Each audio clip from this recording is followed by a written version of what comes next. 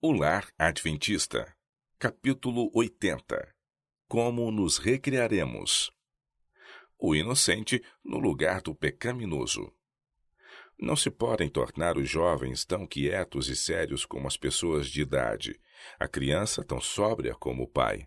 Conquanto as diversões pecaminosas sejam condenadas, como devem ser, provejam os pais, os mestres ou pessoas delas encarregadas, no lugar das mesmas, prazeres inocentes que não mancham nem corrompem a moral. Não cinjais os jovens a rígidas exigências e restrições que os induzam a sentir-se oprimidos e a infringi-las, precipitando-se em caminhos de loucura e destruição. Com mão firme, bondosa e considerada, mantende as rédeas do governo, guiando e regendo-lhes o espírito e desígnios, não obstante com tanta brandura, tanta sabedoria e amor, que eles reconheçam ainda terdes em vista sem máximo bem. Há divertimentos como a dança, o jogo de cartas, as damas, o xadrez, etc., que não podemos aprovar porque o céu os condena. Esses divertimentos abrem a porta para grandes males. Não são de tendência benéfica, mas têm influência estimulante, produzindo em alguns espíritos a paixão por aqueles folguedos que levam a jogatinas e dissipação. Tais divertimentos devem ser condenados pelos cristãos, pondo-se em seu lugar alguma coisa que seja perfeitamente inofensiva. Ao mesmo tempo que restringimos nossos filhos com relação a esses prazeres mundanos que têm a tendência de corromper e desencaminhar, devemos prover-lhes recreação inocente, levá-los por caminhos prazerosos que nenhum perigo ofereçam. Nenhum filho de Deus precisa ter uma experiência triste ou penosa. Os mandamentos divinos, as divinas promessas, mostram que isto é assim. Os caminhos da sabedoria são caminhos de delícias e todas as suas veredas, paz. Embora evitemos o falso e artificial, apostas em corridas de cavalos, jogo de cartas, loteria, pugilismo, bebidas alcoólicas, o uso do fumo, devemos proporcionar fontes de prazer que sejam puras, nobres e edificantes. O aspecto útil da ginástica. Os exercícios ginásticos preenchem um lugar útil em muitas escolas, mas sem uma inspeção cuidadosa são muitas vezes levados ao excesso. Muitos jovens, pelas proezas de força que tentam realizar nos salões de ginástica, têm trazido sobre si lesões para toda a vida. O exercício em um salão de ginástica, ainda que bem dirigido, não podem tomar o lugar do recreio ao ar livre, e para tal nossas escolas devem oferecer melhores oportunidades. Jogos de bola, diretrizes básicas. Não condeno o simples exercício de brincar com uma bola, mas isto mesmo em sua simplicidade pode ser levado ao excesso. Preocupam-me muito sempre os resultados quase inevitáveis que vêm na esteira dessa recreação. Eles levam a um gasto de meios que deviam ser aplicados em levar a luz da verdade às almas que estão perecendo sem Cristo. Divertimentos e gasto de meios para satisfação própria, que levam passo a passo à glorificação do eu, bem como o treinamento nesses jogos para a obtenção de prazer, produzem amor e paixão pelas coisas que não favorecem o aperfeiçoamento do caráter cristão.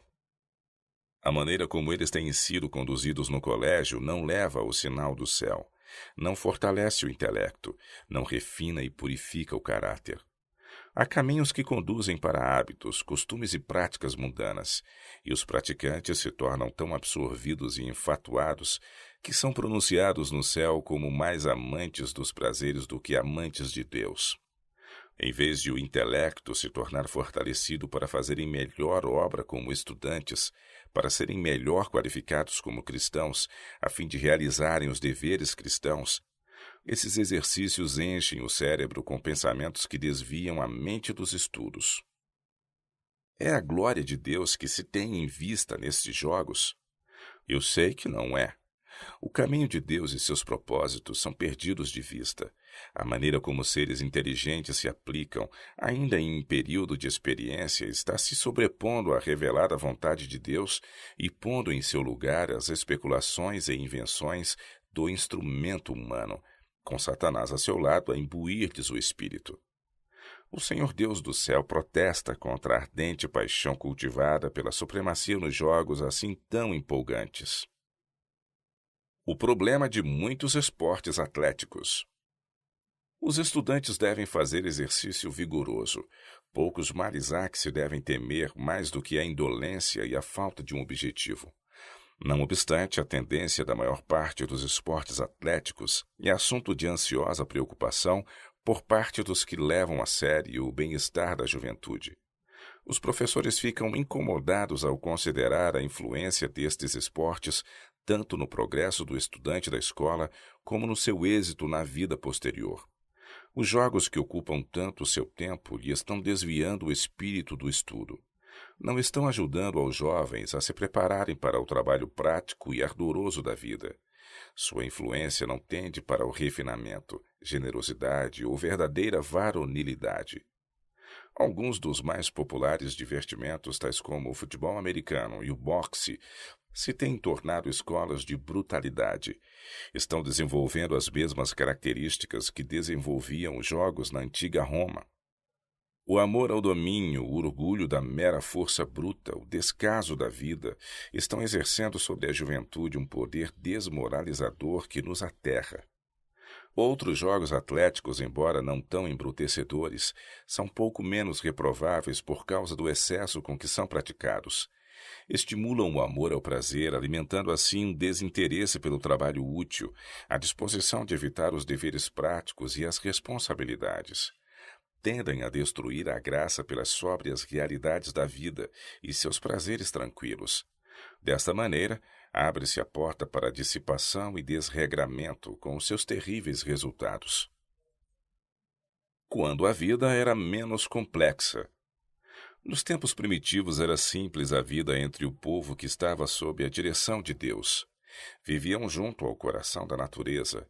Seus filhos participavam do trabalho dos pais e estudavam as belezas e mistérios do tesouro da natureza. Na quietude do campo e no bosque ponderavam aquelas grandes verdades, transmitidas como um sagrado depósito de geração em geração. Tal ensino produzia homens fortes. Na presente época a vida se tornou artificial e os homens degeneraram. Conquanto não possamos voltar completamente aos hábitos simples daqueles tempos primitivos, deles podemos aprender lições que tornarão nossos momentos de recreação o que este nome implica, momentos de verdadeira construção de corpo, espírito e alma. Famílias em passeios. Famílias várias que vivem numa cidade ou vila devem se unir e deixar as ocupações que as têm sobrecarregado física e mentalmente e fazer uma excursão para o interior, ao lado de um agradável lago ou num formoso bosque, onde o cenário da natureza é belo. Devem prover-se com alimentos simples, saudáveis, os melhores frutos e cereais e estender a mesa à sombra de alguma árvore ou sob a cúpula do céu. A viagem, o exercício e o cenário ativarão um apetite e poderão eles deliciar-se com uma refeição que fará inveja aos reis. Nessas ocasiões, pais e filhos devem sentir-se livres de cuidados, de trabalhos e perplexidades. Devem os pais tornar-se crianças com seus filhos, tornando tudo para eles tão agradável quanto possível. Seja o dia todo dedicado à recreação. Exercícios ao ar livre para aqueles cujo trabalho tem sido dentro de portas e sedentário será benéfico à saúde. Todos os que podem devem considerar um dever seguir este procedimento. Nada há a perder, mas muito a ganhar. Eles podem retornar às suas ocupações com nova vida e novo ânimo para empenhar-se em seu trabalho com zelo, sendo melhor preparados para resistir a enfermidades. Felicidade nos encantos da natureza. Não penseis que Deus deseja que nos abstenhamos de tudo o que é para nossa felicidade aqui. Tudo o que Ele requer de nós é que deixemos aquilo que não é para nosso bem. Esse Deus que plantou as nobres árvores e as revestiu de rica folhagem e deu-nos os brilhantes e belos matizes das flores, e cuja mão e amorável operação vemos em todo o reino da natureza, não deseja fazer-nos infelizes. Não é seu propósito que não tenhamos gosto ou prazer nessas coisas. É seu desejo que nós as desfrutemos, que sejamos felizes ante os encantos da natureza, que são de sua própria criação. Reuniões sociais. Reuniões para intercâmbio social tornam-se proveitosas e instrutivas no mais alto grau quando os que se reúnem têm o amor de Deus vibrando no coração, quando se reúnem para trocar ideias com respeito à palavra de Deus ou para considerar métodos para o progresso da obra e fazer o bem aos semelhantes. Quando o Espírito Santo é considerado como hóspede bem-vindo nessas reuniões, quando nada é dito ou feito que o faça afastar-se entristecido, então Deus é honrado e os que se reúnem são refrigerados e fortalecidos. As nossas reuniões devem ser dirigidas de tal maneira e nossa conduta aí deve ser tal que, ao voltarmos para casa, possamos ter uma consciência livre de ofensa para com Deus e o homem, a consciência de não havermos ferido ou, de algum modo, causado algum dano àqueles com quem estivemos em contato ou exercido sobre eles qualquer nociva influência. Jesus participava de cenas de inocente felicidade. Jesus reprovava a condescendência própria em todas as suas formas. Todavia, era de natureza sociável.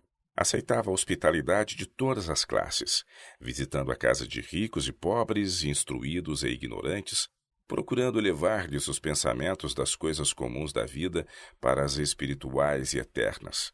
Não consentia com desperdício, e nenhuma sombra de mundana leviandade lhe manchou a conduta. Todavia, achava prazer em cenas de inocente felicidade e sancionava com sua presença as reuniões sociais. Um casamento judaico era ocasião impressionante e sua alegria não desagradava ao Filho do Homem. Ao Espírito de Jesus, a alegria das bodas apontava o regozijo daquele dia em que levará sua esposa para o lar do Pai. E os remidos, juntamente com o Redentor, se assentarão para a ceia das bodas do Cordeiro. Seu exemplo na conversação e na conduta. Quando convidado ao iniciar suas atividades para um banquete ou festa oferecidos por algum fariseu ou publicano, ele aceitava o convite. Mas nessas ocasiões Cristo dominava a conversação à mesa e dava muitas lições preciosas. E os que estavam presentes ouviam-no, pois não havia ele curado os seus doentes, confortado os tristes dentre eles, tomado nos braços os seus filhos e os abençoado. Publicanos e pecadores eram atraídos a ele, e quando ele falava, tinha a atenção deles sobre si. Cristo ensinou os seus discípulos como conduzir-se quando em companhia de outros. Ensinou-lhes pelo exemplo que, ao assistir a qualquer reunião pública, não precisavam desejar dizer alguma coisa. Sua conversação diferia profunda e decididamente daquilo que tinha sido ouvido em festas no passado. Cada palavra que proferia era para os seus ouvintes um cheiro de vida para a vida, e eles ouviam-no com submissa atenção, como se desejosos de ouvir com um determinado propósito. Ellen White e uma agradável reunião social. Ao final de minha longa jornada pelo leste, cheguei a meu lar em tempo de passar as vésperas de Ano Novo em Healdsburg. O salão do colégio havia sido preparado para uma reunião da escola sabatina. Ciprestes entrelaçados, folhas de outono, pinheirinhos e flores haviam sido arrumados com gosto, e um grande sino de folhas pendia da arcada da porta para a entrada do salão. A árvore estava bem carregada de donativos, os quais deviam ser usados em benefício dos pobres e ajudar a comprar um sino. Nesta ocasião nada foi dito ou feito que sobrecarregasse a consciência de alguém. Um dos presentes me disse: "Irmão White, que pensa disto? Está em harmonia com nossa fé?" Respondi-lhe: "Com a minha fé está." Atrair a juventude com poder salvador. Deus gostaria que cada lar e cada igreja exercesse um poder salvador para atrair as crianças dos sedutores prazeres do mundo e das associações com aqueles cuja influência teria tendência corruptora. Considerai como salvar a juventude para Jesus.